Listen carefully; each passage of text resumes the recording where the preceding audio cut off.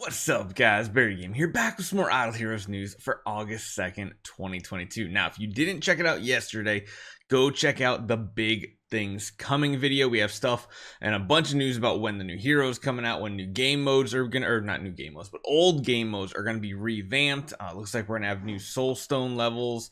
And of course, there's the seedy heat for the month of April, so go claim those. But today we have a little bit more information about Azrael, the new Shadow Assassin. I have some of the cool image files. I have a GIF for you guys to see what he's going to look like in game. And we kind of have that whole thing where we can kind of guess what his abilities are going to be. He is called the Killer of Slumber. So very, very interesting. So make sure you guys hit that subscribe button. Remember, we have that 80,000 subscriber giveaway in the description. Go check that link out. Make sure you are subscribed, because we're at almost halfway there, 77,323 subscribers right now. So thank you guys so much for the support so far. Let's keep on growing. Let's jump right into it.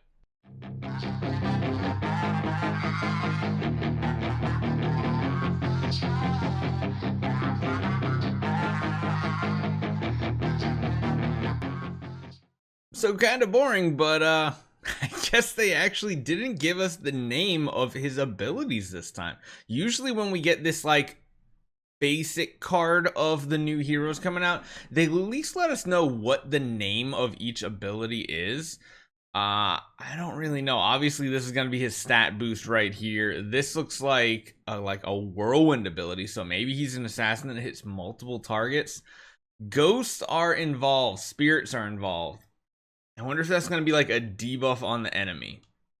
And then, of course, this one just looks like a big boom explosion. So I guess there's one thing I also want to ask you guys when it comes to these new heroes in their basic form. We haven't really had any of them be a huge impact overall. I mean, we've had Holmes Young, which was very good in his base form. Eos is okay in her base form for getting like C-Lane 20 done. Mockman felt really bad overall. Freya was like okay support. And then we get a damage dealing assassin. A Shadow Faction assassin. This has been a long time coming to get a second assassin, because again, Sword Flash Shia is the only other assassin in the Transcendence faction, and it's kind of crazy it's taken this long to get another one. But I feel like the new trend with the new heroes becoming new Transcendence heroes is that their regular version is just utter garbage, and I don't really get hyped for newer heroes. Now, we have to remember, we're getting fewer heroes a year, so there's like a positive to this and a negative. The positive is there's not nearly as many heroes to collect and everything like that if you're trying to get all of them. The bad thing is we get more Transcendence heroes, because you remember, we used to get a regular hero every single month, so 12 a year, and then we would get 4 Transcendence heroes a year, bringing that total up to 16. Now, instead of getting, because like even if this was the month when a Transcendence hero was going to come out, a regular hero would come out pretty close to the same week, and it was kind of iffy. I think Lord of Fear Aspen is kind of when it changed that trend. What do you guys want to see from these heroes? Are you looking for like breakdowns? Are you looking for us to try to take this hero into all these different game modes? Because it gets a little harder as time goes on to test them out in like C-Lane 20s and stuff. Granted, I am going to try to do more streaming.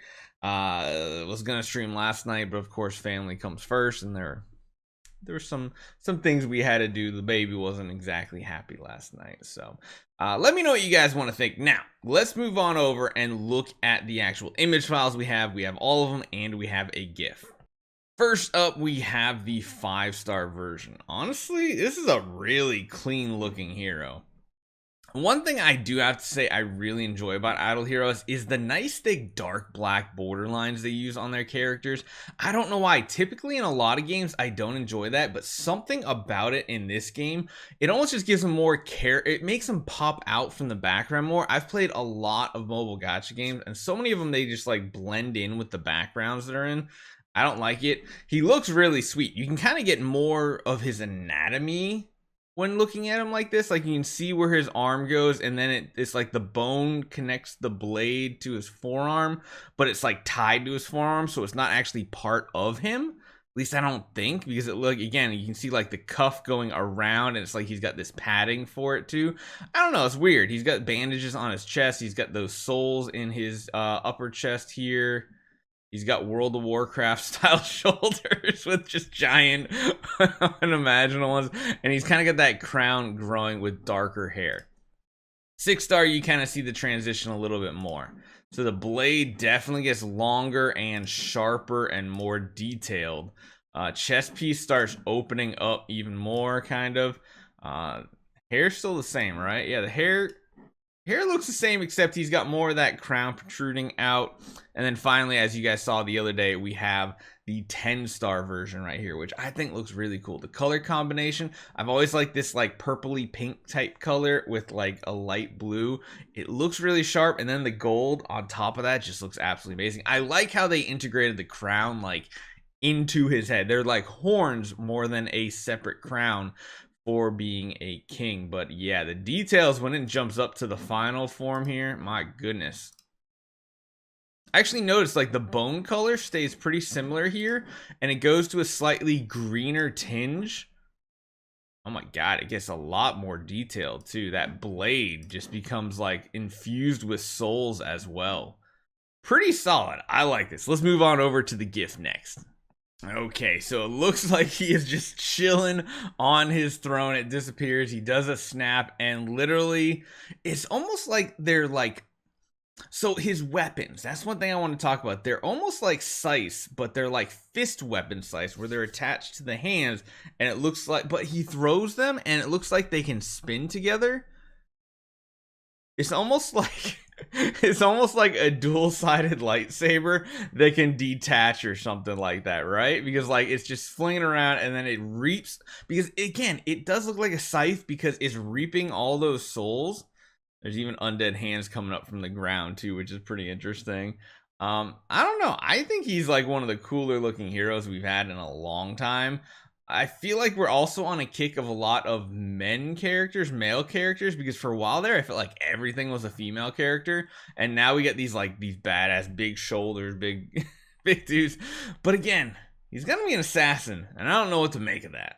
So let me know what you guys think about Azrael. I mean, there's two trains of thoughts when we get assassins. Number one, they're like the support assassins, like a Drake, a Rogan, really cool synergies and really good at like being a good supporter on your team. And then there's the straight up overpowered or want to be overpowered damage dealers, which if they don't hit the mark right on damage numbers or the way their abilities work, they end up like Tusilago. They end up being built well, they end up like Sword Flash or Ithaca. Built bad, Natasha, Saya. So yeah, I'm not very optimistic when it comes to assassins in this game. They're either going to be completely useless or very overpowered, because even though Rogan and Drake are supports, they're still very overpowered in the role they perform. So let me know what you guys think about the hero. Hopefully you guys enjoy this one. I'll see you guys next time.